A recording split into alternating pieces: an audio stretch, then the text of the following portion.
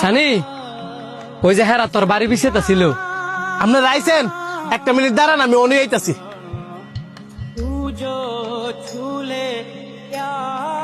নেন ভাই বোন। এই লোকটা কি আপনার কাছের কেউ? হ, সমস্যা নাই। হ্যাঁ, আমার আপন স্বাস্থ্য ভাই। তাইলে ঠিক আছে।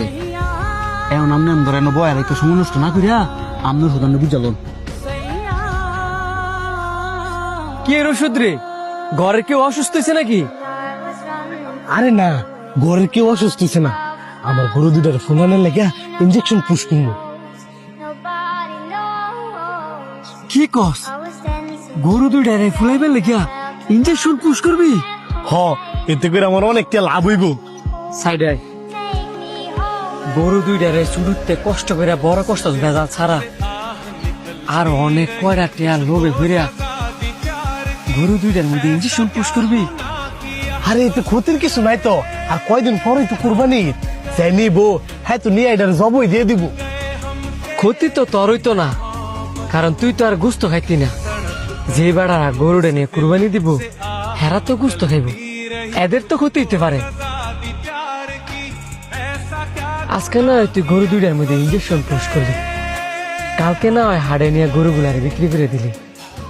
কিন্তু যে বেড়ারা গরুটা কিনে নিব, এদের আগের দিন বা 2 দিন আগে যদি গরুটা মারা যায়, এই ভাবের বাগিদার তো তুই হবি।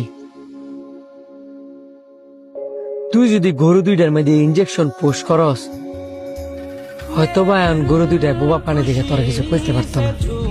কিন্তু হাসরের ময়দানের দিন আল্লাহ পাক তো ঠিকই তাদের জমান খুলে দিব।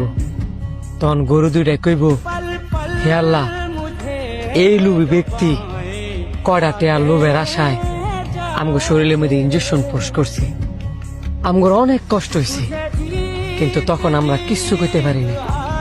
আজকে আল্লাহ তোমার কাছে বিচার দিলাম, তখন তোর কি হইব একটা বার ভাবছস? তুই কই তারবি? তুই সব কি কইতাছস? আর বেড়ার কি গরুর মধ্যে ইঞ্জেকশন দিতাছে না? তাছে বাইক যা। অন্যের ক্ষতি করতে চাইলে ওই ক্ষতি নিজের উপরই করে। কিও তোমার ভাই আবার কি কয়? তুমি কি সিদ্ধান্ত নিছ না আমরা যাবো গা? আরে হের কথা হইন না, লাভ নাই। আইন, ইঞ্জেকশনটা অনেক দিয়া যান।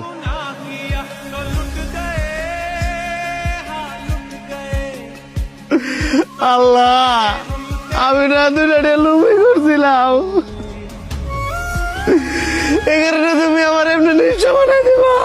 আল্লাহ পাক তোরে নিঃস্ব করে নাই, তোর লোভ তোরে নিঃস্ব করে দিছি।